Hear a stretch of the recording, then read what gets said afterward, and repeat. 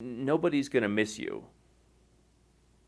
There is ego around this, and I'm not saying it's ego again. I'm not saying it's ego in a bad way.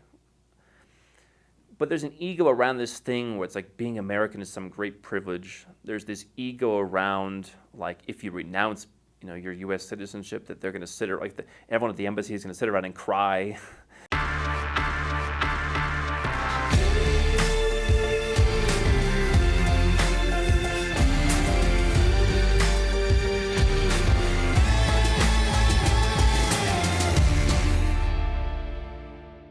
Jason asked, isn't renouncing for low-level rich people?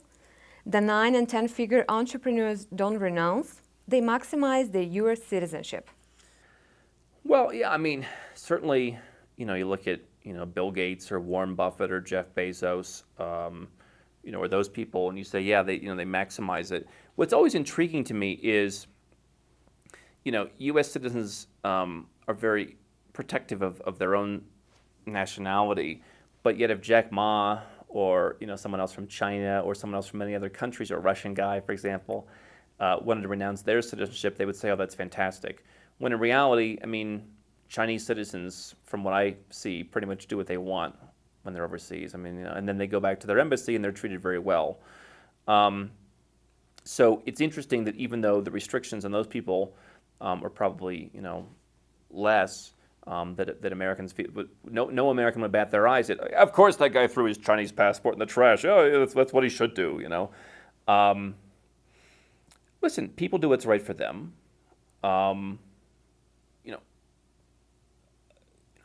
Bill Gates has paid $6 billion in taxes, as we said earlier, and that's what he has claimed on a personal level. Obviously, if you have $100 billion, having paid $6 billion, and we don't know, I don't know when these figures are. I'm just repeating figures that I've seen in his speeches, but it's a lesser bite for someone like him. By the way, you've seen people like Eduardo Saverin, again from Facebook, who renounced and I guess saved hundreds of millions of dollars. You saw Tina Turner. You've seen a lot of people over the years, so you have seen a lot of successful people doing it. I also know that there have been people who have come to me. We've had some high-level people who, names you would know, who have come to me and said, I might want to renounce, but I can't because I'm a public figure and I'm selling stuff, and the masses wouldn't like it. And so if that got out, I'd see a big hit in my business, and so it's just better for them to stay and deal with everything. Yeah, listen, I don't know that Bill Gates or Warren Buffett share the same reasoning that I have, and nor do I know, nor should we surmise.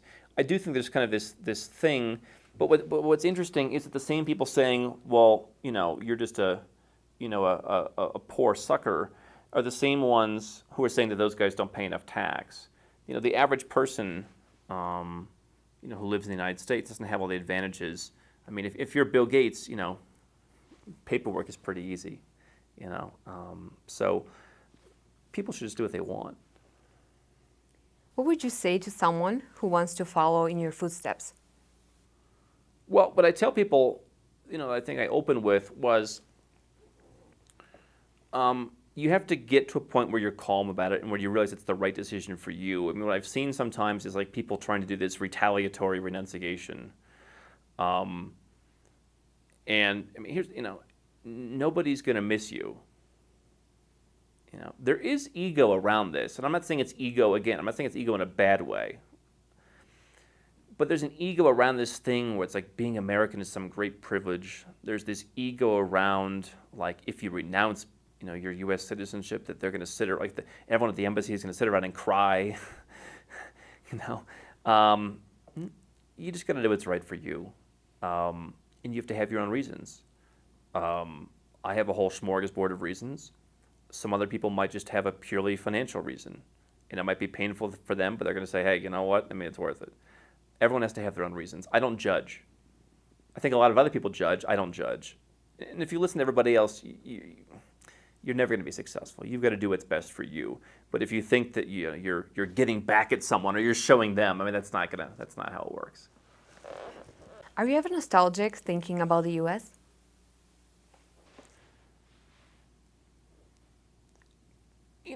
I look back through, my business career and my life, and I talked once about how, when I was 22, 23 years old, I was, just building up my business, and I would have clients and consulting gigs and work in Southern California. I lived in Arizona, and I would drive usually overnight because I was young, and you'd get one of those, liter and a half Mountain Dews that you get in the U.S. at the gas station, and you just pull an all-nighter, you'd drive, and you'd get 3 hours of sleep, and then you'd get to work. And I would talk about, driving into Los Angeles and, being a radio geek and working in the broadcasting industry, tuning into KFI and listening to this booming, amazing radio station in the big city. And so I have memories like that, I am,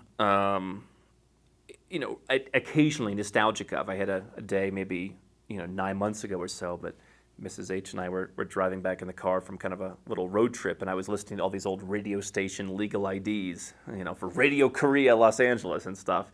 And that's fun. What I think I'm very cognizant of is, that was interesting because I was 22 years old.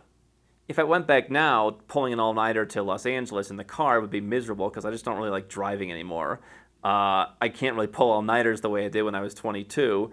And, it's interesting because you're aspiring to that. When you're 22 years old, it's like, wow, it's like, if only I remember we tried to get some of our clients into KFI one time. It was very difficult. It's like, if only I could see the inside of KFI. And then finally we did go because we finally had a client who wanted to be on one of their sister stations, and we did a big deal.